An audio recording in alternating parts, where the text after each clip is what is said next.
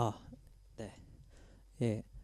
예, 안녕하세요. 저는 그 루닛이라는 이제 의료 AI를 하고 있는 회사에서 인턴으로 있는 김준호라고 합니다.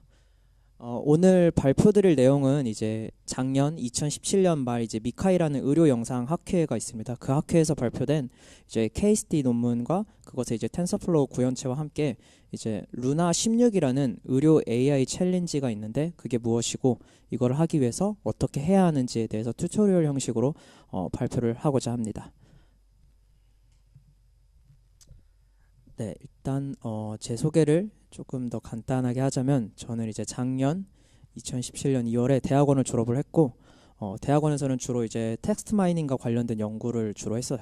그리고 지금 현재는 이제 앞에 보이는 이제 비전, 스타일 트랜스퍼 그리고 제너레이트 모델 같은 주제에 좀 관심이 많고 특히 이제 제너레이트 모델이 어디에 활용될 수 있을까 좀 사색을 많이 하는 편입니다.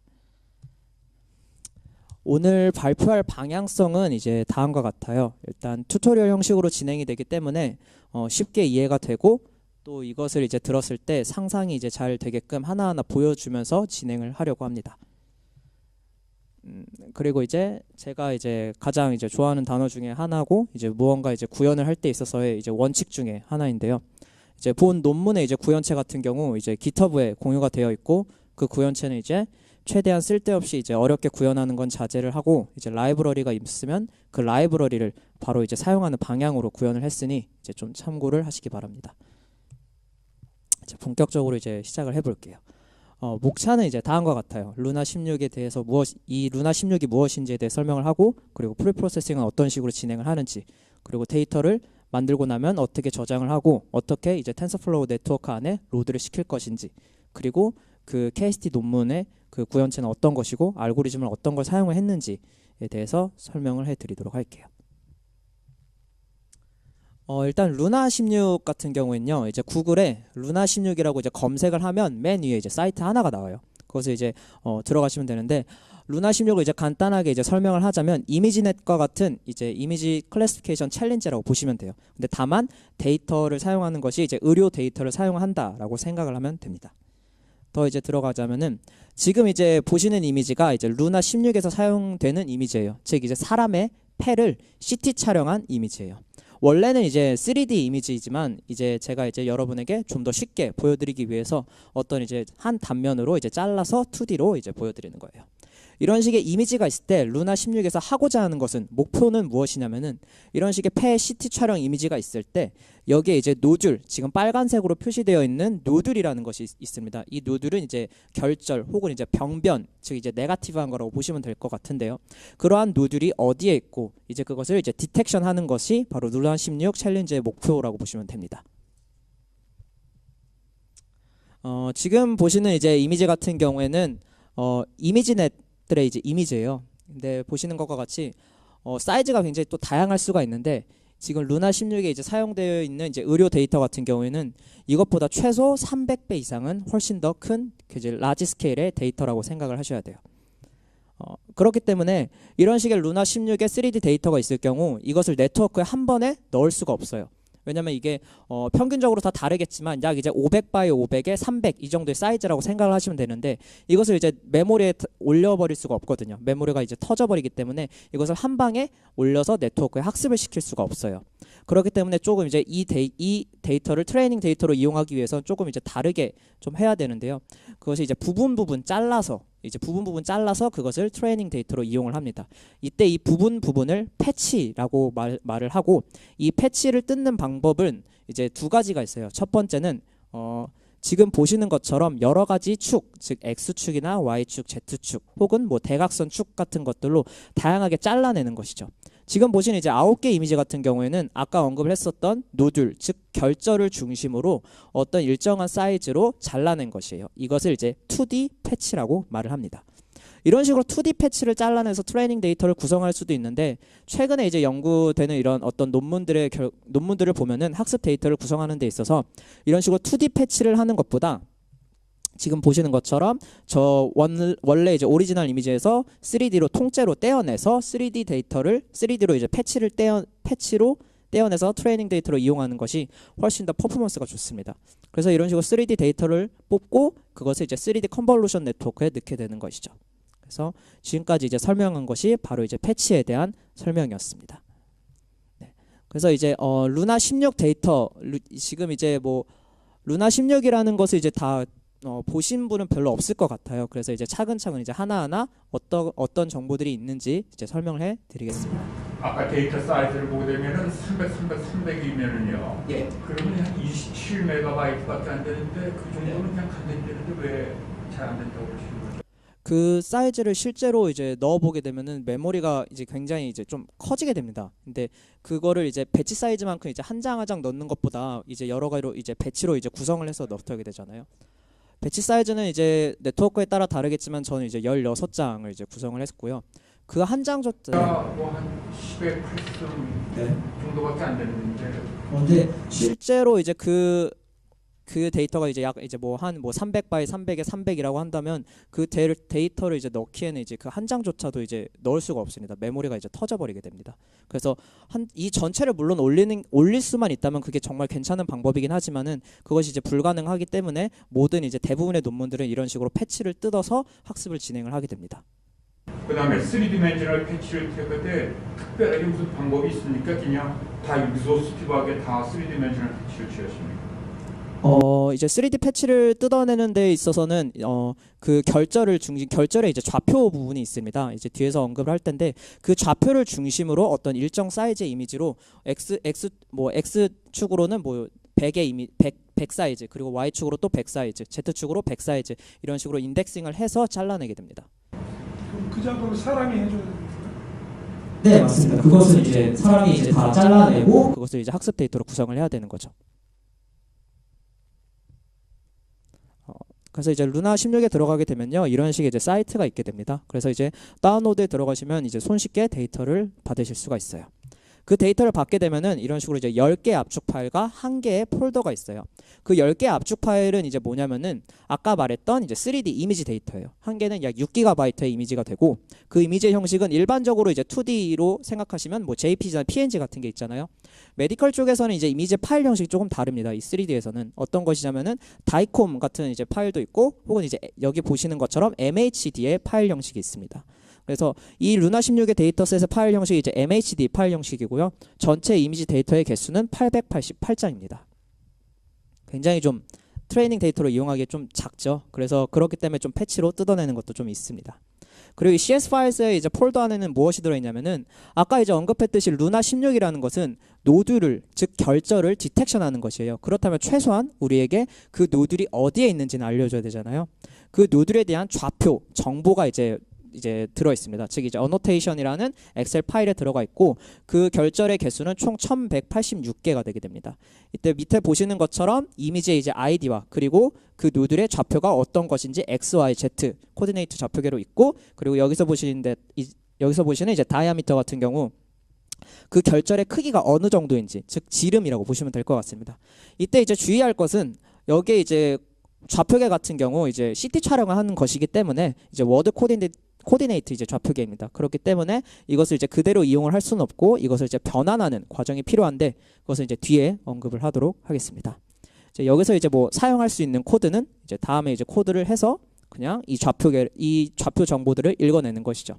그러면 이 코드를 이용하게 되면은 아웃풋으로 내는 거는 이제 해시맵 형태인데 키는 이미지 아이디고 이제 밸류는 좌표 정보와 그리고 다이아미터 정보들이 우리가 이제 갖고 있게 되는 거죠. 이런 식으로 이제 데이터의 정보를 우리가 이제 수집을 했으면은 이제 아까 말했던 이 MHD 파일을 트레이닝 데이터로 사용을 하기 위해 어레이로 이제 변환하는 과정이 필요로 합니다. 이때 여러 가지로 뭐 변환하는 방법은 뭐 다양할 수도 있겠죠. 그런데 그냥 아까 말했듯이 저는 이제 코드의 심플함을 추구하기 때문에 이 라이브러리 하나를 설치를 하시면 굉장히 간단해지게 됩니다. 이 라이브러리를 설치하시게 되면은 다음과 같은 이제 코드를 이용하게 되면은 그 MHD 파일이 어레이로 바뀌게 됩니다. 이때 아웃풋을 설명을 해드리자면은 왼쪽에 이제 numPy 이미지 같은 경우 아까 말했던 이제 어레이가 되는 것이고 여기 이제 중간에 numPy 오리진 같은 경우에는 아까 언급했던 이제 워드 코디네이트는 이제 바로 이제 적용이 불가능하기 때문에 변환이 필요하다 했잖아요. 그래서 그 워드 좌표계 안에서의 이제 오리진 값이라고 보시면 되고 넘파이 스페이싱 같은 경우에는 뒤에 이제 프리 프로세싱 단계에서 리샘플링이라고 하는 것이 있습니다. 그거에 대해서는 이제 생소하시는 분들도 좀 계실 텐데요. 그걸 이제 뒤에 언급할 텐데 그것은 이제 리샘플링에 이용되는 어떠한 값이라고 보시면 될 것 같아요. 그것의 이제 디멘전은 이런 식으로 이제 세 개의 축 방향으로 있어요. Z축 방향, Y축 방향, X축 방향 순서대로요. 이제 뭐 기호에 따라서 X, Y, Z가 편하신 분들은 오른쪽에 있는 코드를 그대로 이용을 하시면 됩니다. 그럼 여기까지 한 거를 정리를 하자면 우리는 좌표 정보를 현재 저장을 하고 있고 또한 이 MHD 파일을 다음과 같은 512x 512에 152 이건 실제 결과입니다. 이런 식으로 numpy 어레이로 변환이 됐어요. 그럼 우리는 이제 지금 현재 인풋에 대한 이미지 정보, 어레이 정보들은 모두 다 준비가 완료됐고 그 다음으로 해야 될 거는 이제 비전을 전공하신 분들은 다 알고 계시는 이제 프리 프로세싱 단계가 필요하죠. 네, 그것은 이제 총 이제 3단계입니다. 첫 번째는 리샘플링, 두 번째는 노멀리제이션, 세 번째는 제로 센터링 과정인데요. 그것을 이제 설명해 드리도록 하겠습니다. 일단 리샘플링 과정은 좀 생소하시는 분들이 좀 계실 거예요. 이거는 이제 일반적인 2D 이미지에서 사용하지 않으니까요. 이제 리샘플링에 대해서 설명을 하자면은 이게 뭐냐면은 이런 식의 지금 보시는 것처럼 3D 이미지가 있잖아요. 지금 제가 이제 축으로 잘라내서 2D인데 여기서 하나의 복셀이 정의하는 거리가 이미지마다 다 다르게 됩니다. 여기서 말하는 복셀은 2D에서는 이제 픽셀이라고 표현을 하고 3D에서는 이제 복셀이라고 표현을 합니다. 이제 픽셀과 그리고 볼륨을 이제 합쳐서 이제 복셀이라고 표현을 하는데 이 하나의 복셀이 정의하는 거리가 다릅니다. 이게 무슨 말이냐면은 각각의 이제 X, Y, Z 축이 있는데 X축은 하나의 복셀이 0.5mm의 정보를 담고 있고 Y축은 1mm, Z축은 2mm의 정보를 굉장히 좀 다양하게 축마다 좀 거리들이 다 달라요. 이 이유는 뭐냐면은 병원에서 CT 촬영을 할 때 있어서 기계를 사용을 하는데 이제 병원마다 어떤 건 좀 오래된 기계가 있고 어떤 거는 좀 새로운 기계가 있고 또 어떤 거는 브랜드가 좀 다르고 그런 차이 때문에 각각의 축이 정의하는 그런 거리들이 복셀의 거리가 다릅니다. 이 복셀의 거리를 맞춰주는 작업을 리샘플링이라고 해요. 이게 왜 안 맞춰주면 문제가 되냐면은 예를 들어 제가 이미지에서 10x10의 패치를 뜯어냈다고 가정을 해볼게요. 그러면 X축의 10 복셀 같은 경우 5mm의 정보를 담고 있고 Y축의 10 복셀 같은 경우 10mm의 정보를 담고 있기 때문에 정보에 이제 불균형이 있다는 거죠. 그렇기 때문에 그것을 이제 균형을 맞춰주기 위함도 있고 또한 이미지마다 각각의 축의 그런 거리들이 또 다 다르기 때문에 그것을 또 맞춰줘야 하기 때문에 이러한 리샘플링 과정이 필요합니다. 이때 리샘플링 하는 거리 같은 경우 보통은 1mm나 혹은 1.25mm를 맞추게 되고요. 이때 이제 1mm, 1.25mm의 각각의 그럼 장단점은 무엇이냐는 이제 뒤에서 이제 설명을 해드리도록 할게요. 그래서 이런 식의 이미지가 있을 때 그러면 1.25mm로 어떻게 리샘플링 할 것이냐는 오른쪽에 있는 코드를 그대로 이용을 하시면 됩니다. 근데 코드를 이용하실 때 여기 보시면 이제 오리지널 스페이싱과 뉴 스페이싱 값이 있는데 이거는 뭐냐면 아까 이제 MHD 파일을 어레이로 바꿀 때 있어서 그 스페이싱 값이 numpy 스페이싱 값이 있다고 했잖아요. 그 값을 넣고 뉴 스페이싱은 내가 어떤 식으로 정의할 건지 그 새롭게 정의할 리샘플링 거리를 넣게 됩니다. 이렇게 넣게 되면은 이거는 이 이미지의 실제 스페이싱 값이었어요. 이런 식으로 0.78, 0.78, 2.5로 구성이 되어 있었는데 이거를 지금 제가 이제 1.25로 바꾼다는 거죠. 그럼 이런 식으로 생각을 했을 때 하나의 복셀의 거리들이 이렇게 다 바뀌게 되므로 디멘전도 마찬가지로 바뀌게 되겠죠. 그래서 원래 이제 510에 510에 152가 있었는데 XY축 같은 경우 1.25로 늘렸고 Z축은 1.25로 줄였죠. 그렇다면 디멘전은 이제 반비례하게 돼서 다음과 같은 식으로 바뀌게 되게 됩니다. 이런 식으로 바뀌게 되게 되고 그래서 이제 리샘플링하는 거리에 따라서 차이는 다음과 같아요. 이미지의 차이는 다음과 같아요. 왼쪽에 같은 경우 이제 1.25mm로 리샘플링 한 거고 오른쪽은 이제 1mm로 리샘플링 한 거예요. 보시는 것처럼 왼쪽에는 이제 오른쪽에서 보이지 않는 하나의 뭔가 동그라미가 지금 왼쪽 구석에 하나가 있죠. 그런 당연하게 이럴 수밖에 없는 게 하나의 복셀이 더 많은 거리, 즉 더 많은 정보를 담고 있기 때문에 이런 식으로 뭐 68에 68 패치를 뜯어냈다고 했을 때 좀 더 1mm보다 더 많은 정보를 담고 있게 되죠. 하지만 그렇다고 1mm가 안 좋냐진 않고 좀 더 이제 확대돼서 그렇게 보일 수밖에 없기 때문에 좀 더 정보를 자세하게 담을 수 있습니다. 그래서 서로의 이제 장단점이 있기 때문에 이것은 이제 어떤 게 더 확실하게 좋다라고 이제 확답은 하진 않고 이제 네트워크에 이제 하나씩 넣어 보면서 우리 네트워크에는 이게 좀 더 좋다라는 어떤 이제 하이프 파라미터라고 보시면 좀 될 것 같습니다. 그 다음은 이제 일반적으로 2D에서 다 하는 노멀리제이션과 제로 센터링을 그대로 하시면 돼요. 이제 노멀리제이션 같은 경우 이제 제로 센터링을 간단하게 이제 그림으로 표현하면 이제 다음과 같죠. 이제 오리지널 데이터가 저런 식으로 있을 때 제로 센터링은 그 오리지널 데이터 값들의 이제 분포의 평균이 0으로 맞춰주는 것을 제로 센터링이라고 하고, 노멀리제이션 같은 경우 값들의 이제 범위가 이제 굉장히 다 다양할 텐데 그 값들의 범위를 0에서 1 사이로 노멀리제이션 하는 작업을 말합니다. 이때 노멀리제이션을 할 때 그 이미지 어레이를 들여다보면 값들이 뭔가 일반적인 2D 이미지에서 뭐 0에서 255 이런 식으로 되어 있지가 않고 이런 식으로 굉장히 다양해요. 이게 정의가 되어 있는데 에어 즉 공기는 뭐 마이너스 1000이라는 HU 값, 뭐 뼈는 뭐 700에서 3000이라는 HU 값이라고 이렇게 막 굉장히 정의하게 되는데, 그래서 만약에 어레이 안에서 뭐 마이너스 1000이란 값이 있다면 걔는 공기를 뜻하게 돼요.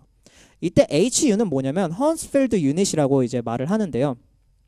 이제 저희가 이제 패를 CT 촬영을 하게 되잖아요. 이제 패를 CT 촬영을 하게 되면 이제 그 X선이 이제 우리 몸에 이제 쬐게 될 텐데, 그 X선이라는 건 이제 물질을 통과하면 이제 점차 이제 흡수가 돼요. 그러니까 즉 방사선 양이 이제 감쇄하게 된다라는 거예요. 그때 이제 감쇄하는 정도는 이제 그 물질의 뭐 밀도라든가 혹은 뭐 원자 번호라든가 혹은 이제 그람당 전자수 이 세 가지 요소에 비례해서 감쇄가 좀 증가하게 돼요. 그러니까 간략하게 말하면 여기서 이제 감쇄하는 정도는 밀도가 가장 중요하고, 밀도가 높으면 높을수록 감쇄가 많이 돼요. 여기서 이제 HU 값은 얼마나 그 X선을 왼쪽에 있는 물질이 많이 흡수하느냐 이 소리예요. 그러니까 즉 감쇄가 많이 된다라는 거는 그 물질이 그 X선을 많이 흡수한다는 소리죠. 그래서 뼈 같은 경우에는 밀도가 굉장히 높기 때문에 공기에 비해서 그렇기 때문에 플러스 700에서 플러스 3000 이런 정도로 굉장히 많이 흡수하는 거고, 에어는 밀도가 없기 때문에 마이너스 1000 이런 식으로 표현이 되게 되는 거예요. 그래서 하운스펠드 유닛에 대한 뭔가 정의 같은 건 이런 식으로 되게 되고요. 그래서 노멀리제이션 할 때는 보통은 이제 마이너스 1000에서 400 정도로 노멀리제이션 하거나 혹은 이제 마이너스 1200에서 600 정도의 값으로 이제 노멀리제이션 해서 0에서 1 사이로 값으로 바꾸게 됩니다. 그리고 제로 센터링은 이제 다들 아시다시피 아까 이제 평균을 0으로 맞춰주는 작업, 즉 이제 픽셀 값들의 평균을 알아야 되는데 이 루나 16 같은 경우 이제 0.25를 사용을 하시게 되면 됩니다. 이제 그래서 현재까지 우리가 이제 한 거는 인풋의 이미지가 전부 다 이제 준비가 완료된 거예요. 즉 이미지를 다운로드 했고 그것을 어레이를 파일로 컨버트도 했고 리샘플링과 노멀리제이션, 제로 센터링까지 모두 완벽하게 지금까지 준비가 된 거예요. 근데 이것을 이제 네트워크에 넣기 위한 인풋 데이터는 준비가 되어 있는데, 이것을 네트워크에 넣어서 패치로 뭐 변환을 해서 뭐 넣었을 때 그다음 어떤 이제 아웃풋 값이 나올 거 아니에요. 그럼 그 아웃풋 값과 이제 크로스 엔트로피 로스를 구해야 할 정답 라벨 어레이가 없죠. 그래서 이 정답 라벨 어레이를 만드는 과정도 또한 필요로 합니다.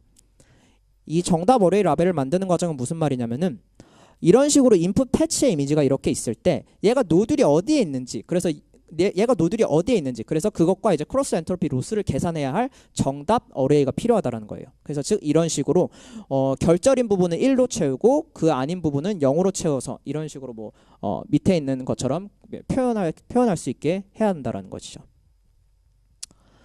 이것을 하기 위해서는 먼저 아까 말했듯이 그 아까 어노테이션 딕트에 있는 이제 좌표 정보를 그대로 받아와야 되는데, 아까 언급했듯이 워드 코디네이트 좌표이기 때문에 그 좌표를 변환해야 할 필요가 있습니다. 이 좌표를 변환해야 하는 함수는 지금 여기에 보이는 거는 아까 우리가 이제까지 이용을 했었던 함수와 그리고 값들이에요. 이 값들 중 여기에 주황색으로 표시되어 있는 값들을 이용할 거예요. 이 세 가지의 값과 그리고 다음에 표시되어 있는 함수에 그냥 넣게 되면은 그냥 자동적으로 좌표계가 쉽게 변환이 되게 됩니다.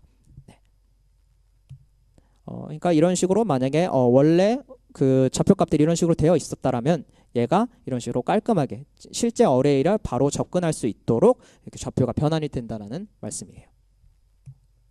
그러면 이거 어떻게 그 좌표를 받아오는 건 알겠는데, 그러면 어떻게 그 다이아미터만큼 이게 동그란 원을 그리고 이렇게 이쁘게 표시를 할 것이냐는, 지금 뭐 여기 계신 이제 네이버 분들이라면 굉장히 다 잘 하시겠지만은 저는 이제 굉장히 뭐 하드 코딩적으로 어렵게 뭔가 하는 방법은 하진 않고 아까 말했듯이 심플함을 추구하기 때문에 라이브러리 사용을 좀 했습니다. 그러니까 이거는 설명하자면 좌표를 읽고 그리고 변환을 하고 그리고 만드는 거예요. 여기서 이제 create mask가 이제 아까 말했던 라벨 이 동그라미를 만드는 건데요. 일단 numpy에 이제 오그리드라는 함수가 있어요. 그 함수를 이용하면 굉장히 간단해집니다. 이 오그리드 함수를 이제 간단하게 설명을 하자면 좌표 정보를 받고 그 좌표 정보에 해당하는 어떤 이제 지금 현재는 이제 구의 방정식이겠죠. 그 구의 방정식 범위 안에 들어가는 것들은 true 아니면 false로 이제 표시해서 어레이로 만들어주는 건데요. 무슨 말이냐면은 아까 x의 좌표가 243이었잖아요. 그래서 그 243을 중심으로 네거티브한 방향으로는 그 좌표로부터 얼마만큼 떨어져 있는지 거리를 표시하는 거예요. 즉 242의 좌표는 마이너스 1이 되게 되는 거고 244의 좌표는 뭐 1이 된다라는 거예요. 그래서 이것을 정의한 구의 방정식, 아까 이제 다이아미터 정보가 있었는데 거기에 넣게 되면은 그 범위 안에 들어가는 건 true 아닌 건 false로 표시가 돼서 뭐 이런 식으로 어레이가 만들어지게 됩니다. 그래서 현재까지 준비된 것을 이제 정리를 해보자면 다음과 같아요. 우리는 노드의 좌표를 알고 있고 또한 어떤 인풋 이미지를 넣을 것이고 그리고 아웃풋의 정답 라벨 어레이까지 알고 있어요. 그리고 그것의 디멘전은 지금 뭐 한 300에 300에 300 뭐 이 정도로 되게 되는 것이죠. 이거는 이미지마다 다 달라요. 네. 그러면은 아까 말했듯이 이거는 바로 한 번에 넣을 수가 없기 때문에 패치 뜯는 작업이 필요하다라고 했잖아요. 그래서 그 패치를 이제 설명해 드리도록 할게요. 뭐 여기까지 궁금하신 게 있나요? 없으면 이제 넘어가도록 할게요. 패치는 이런 식의 이미지가 있을 때 다음과 같은 노드를 찾고 그 노드 주위로부터 어떤 일정한 사이즈, 이거는 이제 사람마다 이제 다 다르겠지만 저는 이제 68by 68로 이제 설정을 했고요. 그 68의 이미지로 이렇게 잘라내는 작업, 여기서 이제 잘라내는 이 부분을 패치라고 말을 합니다. 이때 주의해야 할 거는 뭐 만약에 이 결절이 이런 식으로 잘 뜯어내지면 정말 좋은데 만약에 이 결절, 이 노드린 부분이 이런 식으로 모서리 쪽에 가 있어요. 그러면은 내가 설정한 패치의 부분을 뜯어내려고 했는데 이미지의 사이즈의 범위를 벗어나게 된다는 것이죠. 그러면 얘를 뭐 예외 처리를 해서 안 뽑을 것이냐라고 하기에는 너무나도 이제 우리가 가지고 있는 의료 데이터는 좀 부족하기 때문에 이것조차도 잘 뽑아야 돼요. 그러면 이제 어떻게 할 것이냐 이제 생각을 해보면은 간단하게 패딩을 주는 옵션이 있겠죠. 즉 인풋의 정보에다 패딩을 주는 것이죠. 이때 패딩을 줄 때 주의해야 할 점이 있어요. 패딩을 주는 옵션에는 뭐 엣지 옵션도 있고 혹은 콘스탄트 옵션도 있을 거예요. 즉 콘스탄트는 이제 일반적인 제로 패딩을 준다라든가 혹은 이제 엣지 옵션 같은 경우 주변의 픽셀들로 채운다는 것을 의미를 합니다. 이때 각각의 이런 식으로 패딩을 줬을 때 어떤 식으로 달라지면 다음과 같이 달라지게 됩니다. 왼쪽은 이제 제로 패딩을 준 것이고 오른쪽은 엣지 옵션으로 패딩을 준 거예요. 지금 보시는 것처럼 엣지 옵션으로 주게 될 경우 좀 보는 것처럼 좀 학습이 좀 안 되게 생겼죠. 이런 식으로 좀 이미지가 굉장히 좀 이상하죠. 근데 콘스탄트 제로는 보통 일반적으로 생각하면은 그냥 제로 패딩 주면은 잘 될 것 같다라고 생각을 해요. 저도 처음에 그렇게 생각을 했었고요. 근데 지금 처음에 이제 트레이닝을 좀 해봤을 때 퍼포먼스가 조금 기대하는 조금 다르게 약간은 안 나오는 그런 결과가 좀 있었어요. 그래서 왜 그럴까 해서 데이터를 좀 뜯어내 봤어요. 그래서 뜯어내봤는데 그림이 이런 식으로 표현이 되겠고 그래서 네트워크가 지금 제로 패딩도 쓸모없는 값이고 이제 검은색으로 채워진 즉 공기값도 쓸모없는 값인데 이 값조차 얘는 구분하려고 좀 학습을 하려는 경향이 좀 있구나라는 것이 좀 발생하게 돼요. 이럴 수밖에 없는 것은 아까 이제 노멀리제이션을 0에서 1로 하긴 했지만 문제는 제로 센터링을 하면서 0.25를 빼줬단 말이에요. 그래서 최소값이 마이너스 0.25 즉 필요 없는 값은 마이너스 0.25라는 것이죠. 그렇기 때문에 패딩을 줄 때 제로 패딩이 아닌 다음과 같은 이미지 안에서 이미지의 이제 픽셀 값 안에서 최소인 값으로 채워주면 다음과 같이 이제 이쁘게 좀 패딩이 설정이 되고 그리고 학습도 좀 잘 되게 됩니다. 이런 식으로 이제 패딩을 주면 이제 다음과 같이 되는데 그러면 우리는 이제 다시 한번 정리를 해볼게요. 지금 데이터는 총 이미지는 888장이고 누들은 1186개예요. 그 말은 학습으로 이용될 수 있는 데이터 즉 노들의 패치는 총 1186개 즉 1200개도 안 된다는 거예요. 그러면 학습 데이터는 굉장히 적죠. 그러면 이때 생각해 볼 수 있는 방법은 어규멘테이션을 좀 하면 되겠다라고 생각할 수가 있어야 근데 주의해야 할 건 의료 쪽에서 이제 어규멘테이션은 2D에서 이미지넷과 혹은 뭐 사이파를 학습하듯이 어규멘테이션을 하면은 그 데이터의 변형 정도가 너무 쉽게 돼서 실제 노드림에도 불구하고 노드리 아니게 될 수가 있게 된다는 거예요. 그 피처 정보들이 사라진다라는 말입니다. 그렇기 때문에 어규멘테이션은 의료 쪽에서는 그렇게 엄청 세게 하지는 않습니다. 보통 하게 되더라도 마이너스 2에서 2도 정도로 로테이션을 한다라든가 혹은 0.9에서 1.1 정도로 스케일링을 하는 정도로 사용을 하게 됩니다. 그렇기 때문에 이제 패치를 뽑을 때 좀 더 이제 어떤 다양하게 좀 뽑아야 될 필요성이 있는데요. 저 같은 경우 어떤 식으로 패치를 뽑았냐면은 이제 8의 스트라이드로 이제 파지티브한 방향과 네거티브한 방향으로 이제 한 칸 한 칸 옮기면서 패치를 뜯었습니다. 그러니까 노들이 중심이 있게 패치를 뜯고 그 다음에 8칸씩 이렇게 한 칸 옮기고 또 한 번 옮기고 또 한 번 옮기고 또 한 번 옮겨서 이게 만든다라는 거죠. 네. 그렇게 되면은 그렇게 되게 될 경우 이제 이런 식으로 이제 옮겨서 이제 패치를 뜯는데 그 만약에 그 노즐 좌표가 아까 모서리에 있을 때 패딩을 준다 했잖아요. 그럼 이런 식으로 또 옮기게 이제 패치를 뜯게 되면은 그 노즐이 있는 노즐이 모서리에 있을 때 패치를 뜯었을 때 그때 또 마찬가지로 이미지의 범위를 벗어나기 때문에 위에 있는 코드처럼 또 한 번의 패딩을 좀 줘야 할 필요성이 있습니다. 그래서 이제 학습 데이터의 개수를 좀 정리를 해보면 옮길 수 있는 축의 방향은 총 7개의 축 방향이 되고 각각의 포지티브와 네거티브한 방향으로 각각 4번 하기 때문에 8장씩 뜯을 수가 있겠죠. 따라서 하나의 노즐 포인트당 패치는 총 8 곱하기 축의 방향 7개에서 56장이 뜯기게 되고요. 그 노즐이 중심에 있을 때 오리지널 1장으로 총 57장이 뜯기게 됩니다.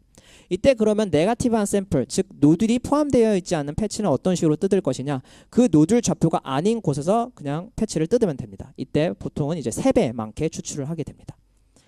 그렇게 되면 총 학습하는 데이터는 약 이제 27만 장으로 아까 1200개에 비해서 굉장히 많이 뻥튀기가 되게 되죠. 그렇다면 이제 이 27만 장이나 되는 데이터를 어떻게 로드할 것이냐, 이제 어떤 식으로 저장을 해서 네트워크에 로드할 것이냐에 대해서 설명을 해드리도록 할게요. 일단 곱하기 4는 어디서 나온 거죠? 예. 아까 이렇게 슬라이딩 해가지고 갖고 곱하기 4는 어디서 나온 겁니까? 데이터에서요. 어떤 지금 보라색은 오리지널이고 57은 지금 이렇게 해서 만드신 거고 곱하기 4 뒤에 있는 4는 이거는 총 학습 데이터의 개수고요. 그러니까 오리지널 샘플 같은 경우에는 이제 원래 이제 노즐 좌표가 1186개였잖아요. 그래서 노즐이 있는 패치의 개수는 그러면 1186 곱하기 57이 되게 되겠죠. 그렇죠? 그리고 그 다음에 그거 더하기 이제 네거티브한 샘플. 그러니까 네거티브한 샘플은 지금 현재 노즐이 있는 패치의 개수보다 3배 많게 추출한다 했잖아요. 네, 그래서 그것을 이제 간략하게 축약을 해서 네네네, 그렇게 해서 총합에 이제 포지티브와 네거티브한 샘플의 데이터가 27만 장이 된다라는 말입니다. 그러면 이제 데이터의 저장을 이제 어떤 식으로 할 건지에 대해 설명을 할게요. 데이터를 이제 저장할 때 있어서 여러 가지의 파일 형식의 타입이 있을 거예요. 피클이나 혹은 넘파이나 MPZ 혹은 HDF5 굉장히 다양하게 있을 텐데 저는 이제 HDF5의 파일 형식을 이용을 했고요. 이유는 이제 다음과 같습니다. 실제 이제 이미지 어레이의 사이즈가 커지면 커질수록 데이터를 저장할 때의 속도입니다. 지금 보시는 것처럼 CSV는 굉장히 좀 많이 증가하게 되고 이제 MPY와 MPZ 그리고 HDF5는 별 차이는 없어요. 다만 이제 MPZ는 조금 더 이제 늘어나게 되게 돼요. 이때 피클은 왜 여기에 사용을 안 했냐면은 피클은 대용량의 데이터를 저장하게 될 경우 에러가 뜨게 됩니다. 그래서 지금 현재 이 갖고 있는 데이터를 다 저장하기에는 피클은 무리라는 판단이 내려졌고 피클은 애초부터 사용을 안 하고 그래서 HDF5나 혹은 MPZ로 사용을 해야겠다라고 생각을 했습니다. 그래서 로드를 할 때는 이제 차이는 다음과 같은 식으로 별 차이는 없어요. 시간의 차이는 얼마 없습니다. 그러면 왜 MPY를 사용하지 않고 HDF5를 사용을 했냐면은 실제로 이것을 만들어 봤을 때 그러면 압축률은 얼마나 되는지를 좀 봐야 되잖아요. 이제 하드를 이제 아끼면 아낄수록 더 좋으니까요. 그래서 실제로 해보면은 그런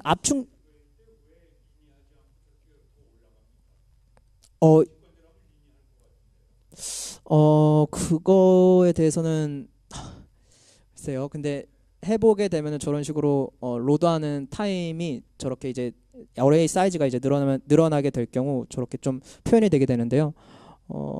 이거 같은 경우에는 이제 어떤 이제 일부 이제 연구 결과라기보다는 어떤 블로깅에 누가 테스트했던 것까지 이제 포함되어 있는 거기 때문에 네, 자세하게는 네, 이런 식으로 이제 표현이 되게 되고요. 그 어레이의 이제 사이즈라고 보시면 될 것 같습니다. 네.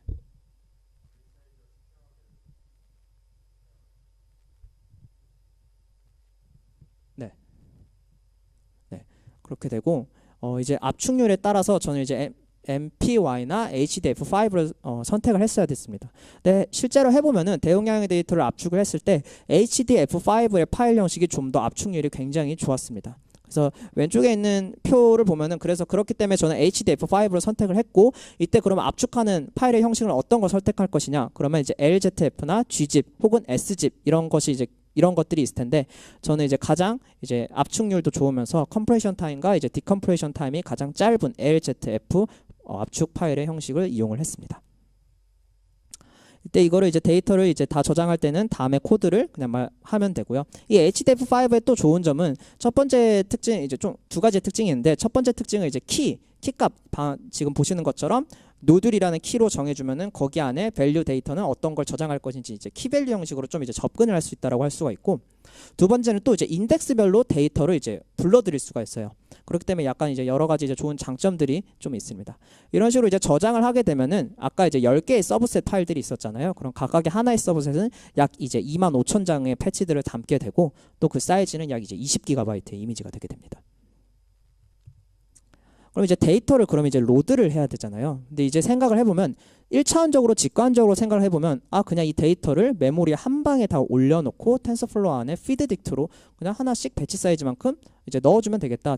그런 식으로 이제 빼주면 되겠다라고 생각할 수가 있어요.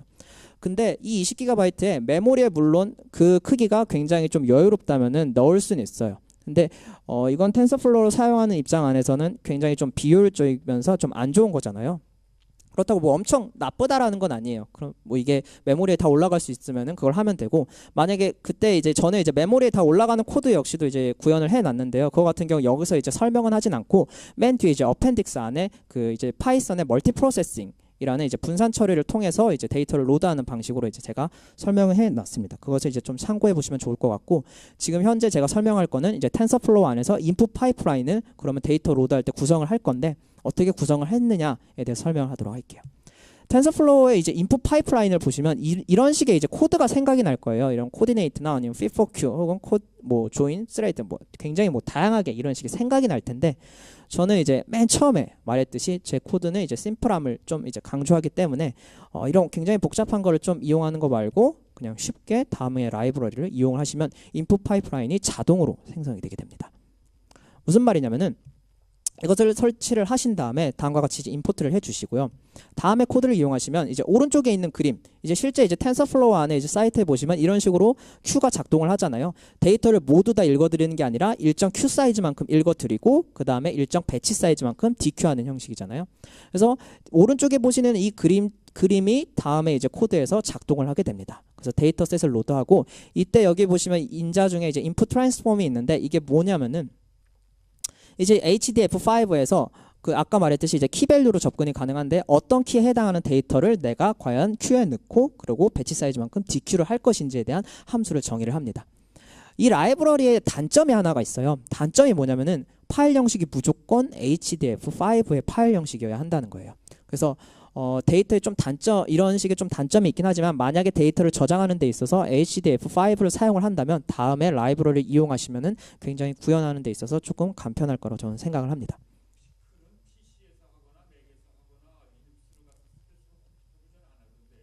네. 네. 일단 제가 뭐 그런 뭐 맥에서 제가 이제 컴퓨터가 맥이 아니어서 그런 거는 실험 안 해봤는데 일단 제 서버 컴퓨터가 이제 맥이었거든요. 리눅스였거든요. 그리고 제 컴퓨터는 윈도우고요. 그 안에서는 이제 자유롭게 잘 됐습니다. 네네. 네네. 예. 제가 이제 맥은 없어서 예. 그거는 해보진 않았습니다. 그래서 이런 식의 정의를 하고 그 다음에 DQ를 하는 거죠. 그러면 이제 배치 사이즈 지금 이제 16이라고 정의된 것만큼 DQ를 하게 되고 그것을 이제 네트워크에 넣으면은 뭐 리절트가 있겠죠. 그 리절트는 뭐 센시티비티가 될 수도 있고 혹은 어큐레이시 같은 여러 가지 정의하는 값에 따라 다양하게 되겠죠. 그리고 이거를 일반적으로 하듯이 세션을 열고 넣으시면 됩니다.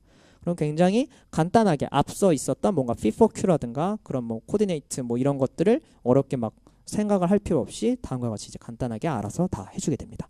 네. 그래서 저는 이런 식으로 이제 구현을 했었고요. 그리고 이제 2017년 말에 발표된 이제 미카이에서 영상의료 학회인데요. 그 학회에서 발표된 이제 Curriculum Adaptive Sampling for Extreme Data Imbalance, 이제 줄여서 이제 KSD라는 논문에 대해서 이제 설명을 해드리도록 할게요. 지금 아까 보시는 이제 패치 같은 경우 이제 파지티브한 샘플과 네거티브한 샘플이 임밸런스가 굉장히 심하잖아요. 네거티브한 샘플이 파지티브보다 이제 3배가 많으니까 그걸 이제 어떤 식으로 이제 해결을 했는지에 대한 이제 논문에 대한 설명이고요. 그 기법을 이제 요약을 하자면 이제 하드 네거티브 마이닝을 이용을 했다라고 생각하면 될 것 같습니다. 그래서 네트워크를 보시면 이제 다음과 같습니다. 다음과 같은 이제 유넷 구조를 띠게 됩니다. 메디컬 쪽에서 이제 네트워크는 보통의 이제 유넷 구조를 좀 많이 띄게 됩니다. 그러니까 그 이유는 이제 어떻게 보면 이제 스킵 커넥션이 있기 때문이라고 좀 생각을 해보면 될 것 같습니다. 그때 그래서 이제 최근에 뭐 나온 어떤 뭐 댄스넷과 이제 유넷을 좀 결합을 해서 메디컬 쪽에 좀 적용한 그런 논문들도 있고요. 그래서 유넷을 좀 많이 활용하는 편이라고 생각을 하시면 될 것 같습니다. 네, 유넷의 어떤 뭔가 특징점이 있다면은 왼편은 이제 컨볼루션을 하고 오른편에서는 이제 디컨볼루션을 하는 역할인데 이때 이 논문에서 조금 독특한 점은 이제 맥스 플링을 할 때 원래 이제 위드 헤드 랭스가 이제 2분의 1로 뭐 이렇게 줄고 막 그렇게 되잖아요. 근데 여기서 주의할 거는 그렇게 줄는 것도 맞긴 하지만 채널축 방향으로 콘캐트네이션까지 한다는 점이 좀 있습니다. 그 뒤에 이런 식으로 이제 컨볼루션 쪽과 이제 디컨볼루션 쪽에 이제 스키 커넥션, 즉 이제 콘캐트네이션 하는 부분이 좀 있고요. 그래서 하는 역할들을 간략하게 설명하자면 왼쪽에 있는 이제 컨볼루션 같은 경우 시멘틱한 인포메이션을 이제 어그리게이트 한다라고 보시면 될 것 같고, 오른쪽에 있는 역할들은 이제 디컨볼루션 하면서 이미지를 이제 복원을 하게 될 텐데, 그때 이제 스파셜 인포메이션은 이제 아까 말했던 스키 커넥션에서 이제 해주게 되게 됩니다. 그러면 이제 68x 68의 이미지를 넣었을 때 아웃풋으로 나온 건 이제 8x8 그리고 채널 축은 이제 2가 되게 되는데요. 이건 아까 말했듯이 루나 16 같은 경우 단순히 이 이미지가 노들이 있냐 없냐의 클래시피케이션 문제가 아니라 노들이 있다면 어디에 있는지 디텍션하는 문제입니다. 그렇기 때문에 이제 플립 커넥트 하지 않고요. 이게 무슨 말이냐면은 아웃풋으로 나온 이미지가 이런 식으로 있을 때 그러면 이제 이거에 해당하는 라벨 어레이와 이제 복셀별로 이제 크로스 엔트로피 로스를 구한다라는 거죠. 네.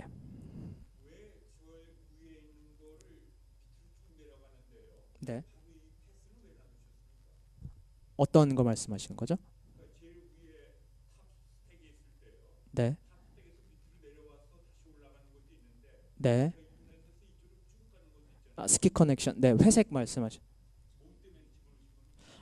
그거는 이제 원래 인풋 이미지 정보 안에서의 이제 스파셜 인포메이션이 이제 저런 식으로 저게 만약에 없게 되면 사라지게 됩니다. 그래서 그러한 정보들을 조금 이제 콘캐트네이션, 이제 서메이션 하는 건 아니고 이제 콘캐트네이션.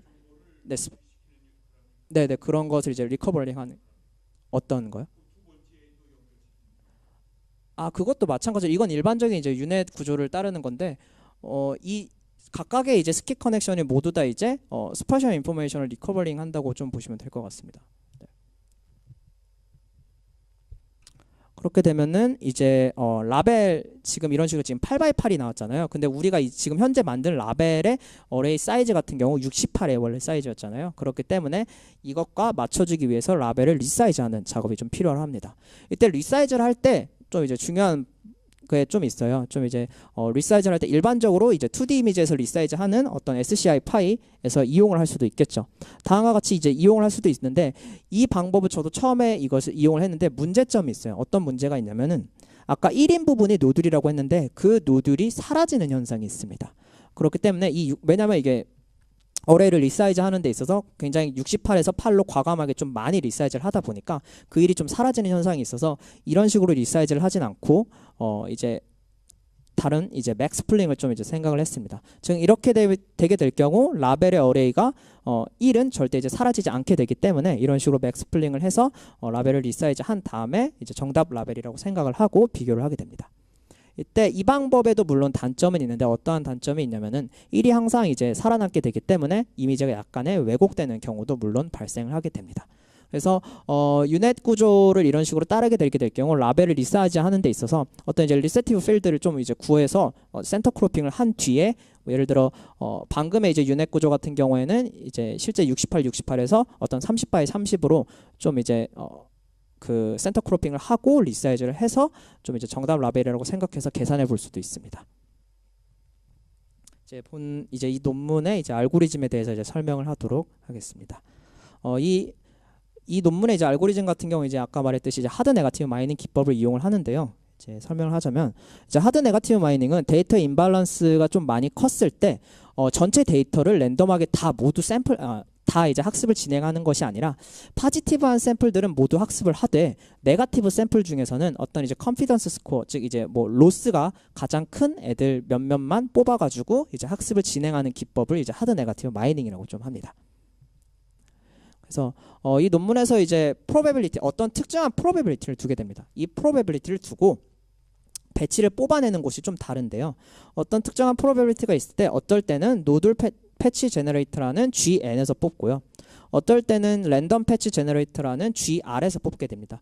이 GN과 GR은 뭐냐면은 GN은 파지티브한 샘플 안에서만 뽑는다라는 거예요. 즉 노들이 무조건 포함되어 있는 패치에서만 배치 사이즈를 구성해서 네트워크에 넣는다라는 거고요. GR은 약간은 좀 다른데 이제 네거티브한 거에서 로스가 가장 큰 걸 뽑는 게 아니라 파지티브와 네거티브가 모두 다 합쳐진 전체 패치 안에서 배치 사이즈만큼 뽑게 됩니다. 네. 그렇게 되면은 GR은 총 이제 25,000장 안에서 배치를 뽑게 되고 GN은 6,000장 안에서 랜덤하게 샘플링해서 뽑게 되는 것이죠. 그래서 어떤 probability가 있을 때 만약에 이제 얘가 선택이 되었다 할게요. 이거에 대한 이제 알고리즘 같은 코드 같은 경우 뒤에서 이제 설명할게요. 그래서 만약에 어떤 뭐 특정한 A probability가 나와서 얘가 GN이 선택이 됐다 할게요. 이 GN이 선택이 됐을 때는 어떻게 하냐면 그냥 랜덤하게 배치 사이즈만큼 뽑아서 그냥 네트워크에 넣어서 학습을 시킵니다. 네, 그렇게 해서 리터레이션을 돌고요. 만약에 이쪽이 만약에 선택이 되었다라고 한다면 얘는 아까 말했듯이 이 25,000장에서 로스가 가장 큰 애들을 뽑게 됩니다. 즉 이 25,000장을 이제까지 학습된 네트워크 그거를 여기 프레딕터라고 하고요. 그 프레딕터 안에 넣고 여기서 가장 큰 로스를 이제 배치 사이즈만큼 다시 뽑은 뒤 그것을 네트워크에 넣어서 학습을 시킵니다. 여기서 이제 프레딕터하고 트레이너는 파라미터가 똑같은 리유즈된 네트워크고요. 그래서 이제 반복적으로 어떨 때는 얘, 그리고 어떨 때는 얘, 그리고 어떨 때는 얘. 이거 막 순서적으로 만약 얘가 됐다면 그 다음에는 뭐 얘 이렇게 되는 건 아니고 얘가 뭐 계속 되다가 얘가 될 수도 있고요. 그거는 이제 probability에 좀 달라요. 그래서 얘가 됐다가 얘가 됐다가 얘가 됐다가 얘가 됐다가 이렇게 막 계속 그렇게 네. 네.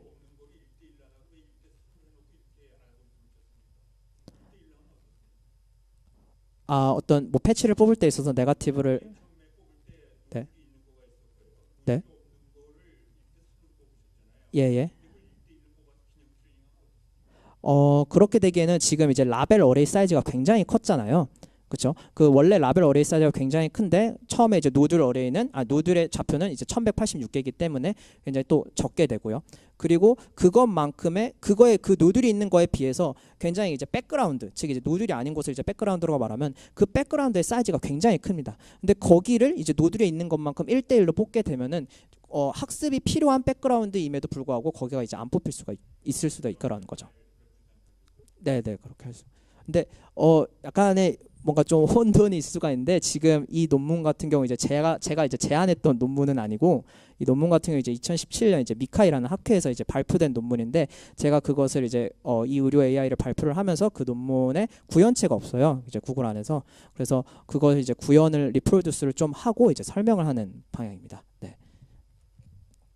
그래서 이런 식으로 되었을 때 전체 네트워크는 이렇게 되고요. 아까 말했던 probability의 코드는 이런 식으로 돼요.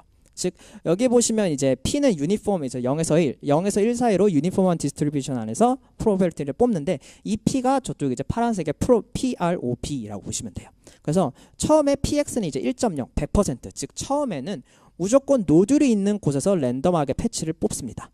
무조건 노들이 있는 곳에서 이제 파지티브한 샘플에서만 뽑게 되는 거예요. 그러면 네트워크는 처음에 학습을 할 때 굉장히 이제 센시티브하게 되잖아요. 그러니까 노들이 있는 것만 학습을 하게 되고 노들이 아닌 네거티브한 샘플은 이제까지 학습을 되지 않으니까요.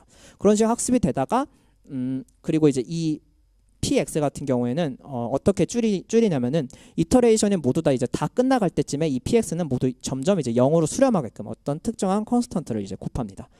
그런 식으로 이제 구성이 되다가 어떨 때는 처음엔 이제 지금 이제 order of predictable selected patch라고 지금 예상되는 이제 선택되는 패치의 순서는 저런 식으로 돼요. 처음에는 이제 100%니까 노들이 있는 곳에서만 패치를 구성하게 되겠고요. 그 다음에 이제 확률에 따라서 이제 GR에서 좀 더 이제 많이 패치를 뽑게 되겠죠. 이런 식으로 이제 구성을 하는 이제 알고리즘입니다. 그렇게 구성이 된 다음에 이제 평가를 하는 작업이 필요한데요. 이때 평가를 하는 건 이제 ROC 커브를 그리게 되는 거예요. ROC 커브 같은 경우에는 X축에는 이제 false positive 이제 비율과 그리고 Y축에는 이제 sensitivity. 여기서 이제 sensitivity는 이제 recall이라고 하는 거고 그 이제 쉽게 풀어 쓰자면은 노들인 것 중에서 얼마나 네트워크가 잘 맞추느냐. 이제 파지티브인 것 중에서 얼마나 파지티브라고 잘 예측을 하느냐의 정도라고 보시면 돼요. 그것이 이제 recall sensitivity입니다. 그래서 이런 식의 이미지가 있을 때 이제 학습이 모두 다 끝났잖아요.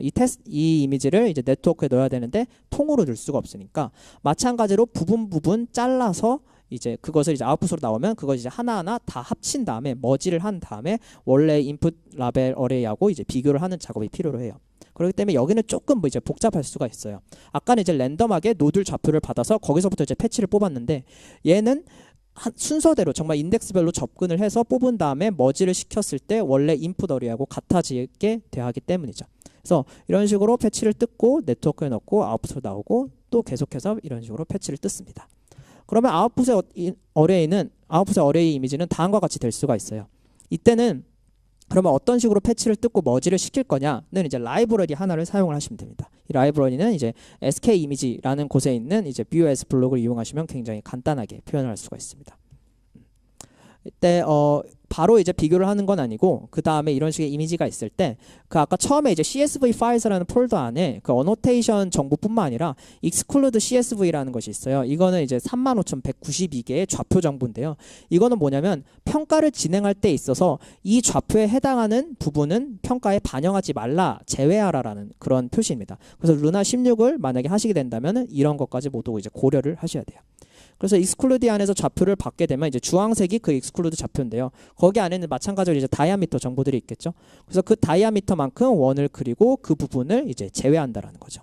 이런 식으로 제외를 하고 인풋에 있는 원래 어레이하고 비교를 하시면 됩니다. 네, 비교를 하실 때는 밑쪽에 있는 이제 코드를 그냥 이용을 하시면 오른쪽과 같이 이제 결과가 이쁘게 나오게 됩니다. 네, 그림으로 표현할 때는 이제 매트플롭 라이브러리 그런 걸 이용을 하시면 되고요. 다음은 이제 여기까지는 이제 내용이 모두 다 이제 전반적으로 끝난 거고 그 다음은 이제 구현을 할 때 있어서 몇 가지 이제 팁을 좀 이제 설명해 드리려고 해요. 만약에 이제 인풋의 사이즈가 이제 다이나믹하다면 그러니까 예를 들어 이렇게 넌으로 모두가 다 되어 있다면은 얘를 어떤 식으로 네트워크에 넣어서 학습을 시킬 거냐. 이제 유넷 구조 같은 경우 이제 쉐이프를 좀 받아야 할 필요성이 좀 있거든요. 그래서 그 쉐이프를 이제 어떻게 받을 것이냐에 대한 정보인데 만약에 이제 넘파이의 쉐이프를 이용하게 되면 다음과 같은 이제 에러가 떠요. 텐서가 이제 뭐 아니다, 그러니까 인트로 좀 이제 해줘야 된다라는 것인데 이거를 그래서 또 인트로 바꾸면 다음과 같이 에러가 떠요. 논 타입이기 때문에 할 수가 없다. 그래서 일반적인 텐서 안에 있는 쉐이프를 또 해보면은 또 에러가 떠요. 그래서 또 인트를 해보면 또 에러가 뜹니다. 이때 저도 그래서 이걸 어떻게 구현을 할까 생각을 하다가 텐서플로우 안에 이제 쉐이프라는 명령어가 있는데 그것이 아웃풋이 이제 텐스 타입이더라고요. 그래서 그것을 이용을 하시면은 사이즈가 설령 이제 넌이라고 할지어도 그냥 쉽게 할 수가 있습니다.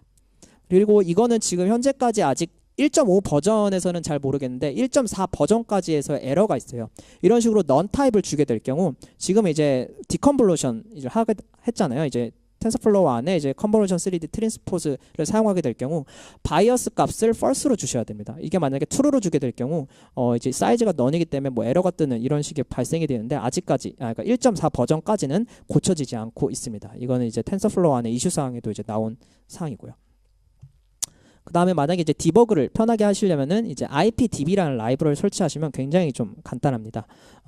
IPDB가 이제 무슨 소리냐면은 이제 파이찬 같은 경우 예를 들어서 설명해 보면은 디버그를 할 때 있어서 빨간색으로 이제 점을 표시를 하잖아요. 이제 클릭을 하잖아요.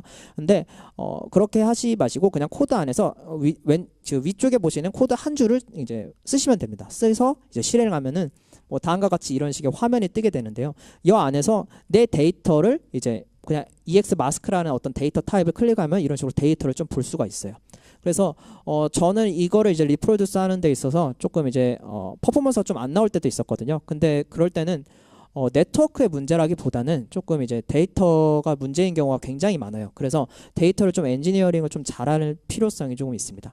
이런 식으로 EX 마스크를 그대로 볼 수가 있고요. 혹은 어떠한 함수를 넣어서 결과가 어떻게 될지도 예상해 볼 수가 있고 어떠한 이제 뭐 XY, 10, 100이 뭐 이렇게 해서 덧셈도 해볼 수도 있고 굉장히 좀 유용한 그 라이브러리인 것 같아서 이제 넣어봤습니다. 그리고 이제 만약에 이제 서버 이제 SSH로 이제 접속을 하시는 분들도 계실 텐데 만약에 윈도우스 환경이라면은 이제 구글 크롬 안에서 CQL 셀이라는 이제 어플리케이션이 있습니다. 이 어플리케이션을 이제 다운을 받으셔서 하시면 굉장히 이제 뭐 윈도우 안에 푸티라든가 그런 거에 비해서 굉장히 좀 간단하게 됩니다. 네. 그리고 만약에 파일을 서버에 옮겨야 된다면 WinSCP를 이용을 하시고 뭐 파일을 공유하고 싶다라면은 그냥 mount라는 명령어를 쓰시면 되고 그리고 이제 서버가 이제 서버에선 돌아가고 내 노트북에서 설령 꺼지더라도 계속 돌아가고 싶다면은 nohub이라는 명령어를 치시면 되고요. 여기까지가 이제 제 발표였습니다. 질문 있으신가요? 아까 그 유넷 했어요. 네. 제가 이쪽 3D 디멘전을 안 다루어서 잘 모르겠는데요. 네. 그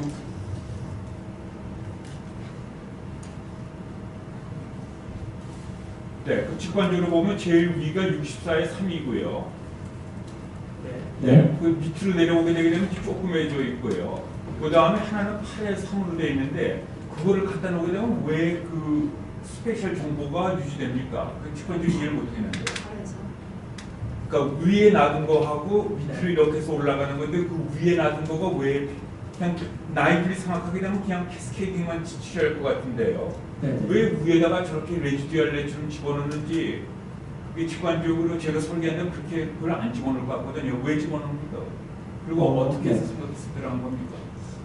이제 그 이제 컨볼루션을 조금 하게 되면은 일반적으로 다 이제 시메트릭한 인포메이션을 이제 받아들이는 거 맞잖아요. 컨볼루션 안에서. 하이오드 피처를 쭉 해 나오고. 네, 그렇게 하게 되는데 지금 이제 컨볼루션을 이제 지금 보시면 이제 처음에는 두 개의 픽셀만큼 이제 잘라지게 되고 그다음에 엑스플레인하면서 이렇게 되게 되는데 이런 식으로 콘캐트네이션 하게 되면은 원래 이제 컨볼루션 안에서에 있는 피처 정보들은 이제 조금 변형이 되지 않은 상태잖아요. 지금 맨 위에 같은 경우에는. 그리고 이제 디컨볼루션을 해가지고 이제 복원을 하게 되면은 시메틱한 정보들은 다 받아들여지고 그것을 바탕으로 해서 이미지를 이제 복원하는 라벨이 어디에 있는지 이제 복원하는 작업이 이제 디컨볼루션인데 네, 그런 역할이라고 보시면 되는데 디컨볼루션 하는 데 있어서 이미지를 복원을 할 때 이제 시메틱한 정보를 바탕으로 해가지고 이제 복원을 하는데 이제 그 간단하게 이렇게 생각을 하시면 좀 좋을 것 같아요. 노들이 있는 것들로부터 주위에 이제 뭐가 있는지에 대한 정보는 알 수가 없잖아요. 그렇죠? 시메틱한 정보를 바탕으로 지금 이제 디컨볼루션 하기 때문에 그거를 이제 스킵 커넥션 그냥 그대로 그 전에 있었던 아직 그러니까 많이 컨볼루션 되지 않는 정보들을 이제 콘캐트네이션 하는 것이죠. 그렇게 해서 붙여줌으로써 자체의 세만틱 인포메이션을 밑으로 이렇게 올라가는 데 되는데 네. 노즈라고 그 옆에 있는 엔바이어먼트에 있는 정보는 그냥 그대로 위에 패스를 한다고 해요. 예, 네. 근데 조금 이제 첨언을 조금 하자면은 이런 스킨 커넥션 같은 네트워크가 이런 유넷 말고도 물론 레지듀얼 블록 같은 것들이 있잖아요. 근데 메디컬 쪽에서 이제 레지듀얼 블록은 하지 않습니다. 왜냐면 잘은 안 하는 것 같습니다. 레지듀얼 블록은 이제 스킨 커넥션 할 때 콘캐트네이션 하는 게 아니라 서메이션을 하잖아요. 그 서메이션을 하게 되면은 이미지에 대한 이제 그 복셀 값들이 이제 변형이 되기 때문에 그거에 대한 이제 퍼포먼스는 조금 좋지가 않습니다. 그래서 그대로 그 이미지에 대한 어떤 복셀 값들의 그런 위치 정보들을 그대로 이제 콘캐트네이션 하는 것이 그대로 갖다 붙여서 전달하는 것이기 때문에 조금 이제 콘캐트네이션을 조금 이제 선호해서 퍼포먼스가 더 좋은 것 같습니다.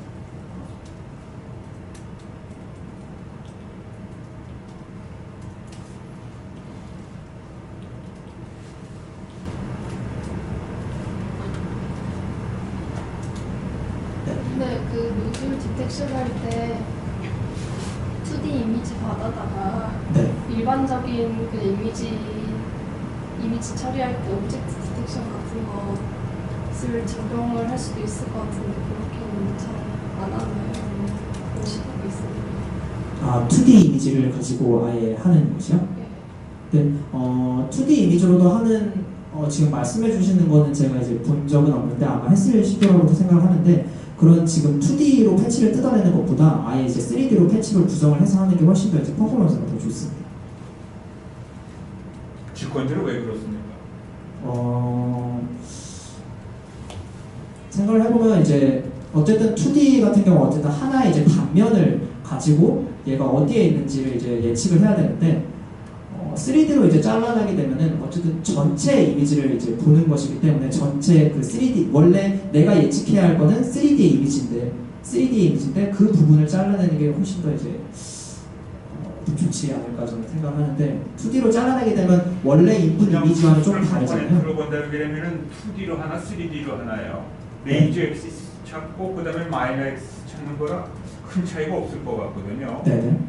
그런데 왜 3D 패치가 더 퍼포먼스가 좋다는 게 직관적으로 이해가 안 가는데요. 어떻게 보면은 2D로 하게 되려면 그것에 그 3D 패치가 원래 노즐이 3D니까요. 네네. 그게 이렇게 잘못 슬라이싱을 하게 되려면 오블리크 프로젝션이 돼서 그러나요?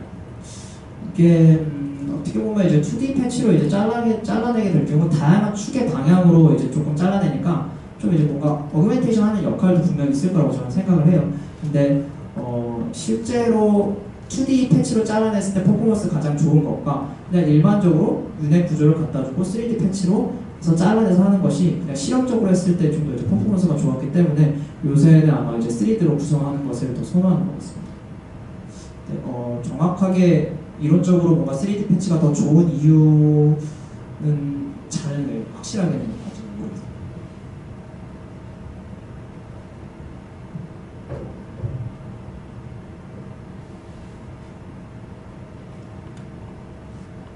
네, 추가 질문 혹시 더 있으신가요? 메디컬 이미지 말고 3D를 또 이렇게 연구하는 데가 다 어느 분야가 있습니까? 보통 우리가 비디오 프로세싱하고는 다 2D 맨존이고요. 네. 그 다음에 카메라가 2대 있었으면은 뭐 약간 그런 게 있겠고요. 3D를 또 다른데 메디컬 말고 쓰는 데가 있습니까? 글쎄요. 제가 회사에 들어온 게 2개월도 되지가 않아서 원래는 대학원에서는 텍스트 마이닝을 연구를 했어가지고 비전 쪽에 대해서는 메디컬 쪽 이외에 다른 조금 곳에서 시플리 타임 시리즈잖아요. 네. 원 디멘전이고요. 네네. 다른 쪽에서 3D로 어떻게 이용되는지는 잘 모르겠습니다.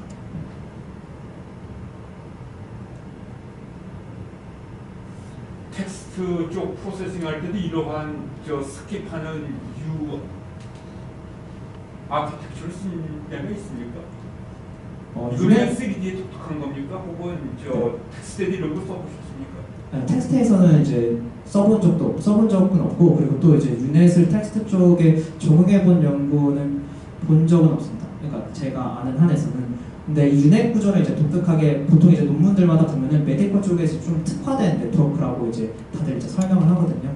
그래서 메디컬 그런데 아이디 쪽에서 아까 설명하신 거를 보게 되면은 계속 밑으로 내려가서 세만틱 정보를 갖고요. 네. 어떠한 텍스트에서도 키워드가 있고 그거의 엔바이어먼트 꼭 노즈라고 그 엔바이어먼트 있듯이 그런 걸 위로 하면 그럴듯한 것 같은데 텍스트에서는 왜 안 쓰는지.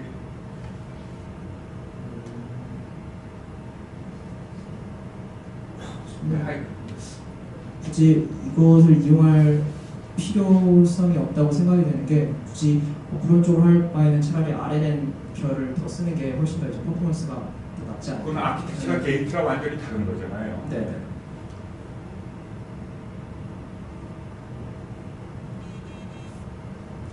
문제를 어떤 식으로 정의하느냐에 따라 좀 달라질 것 같습니다.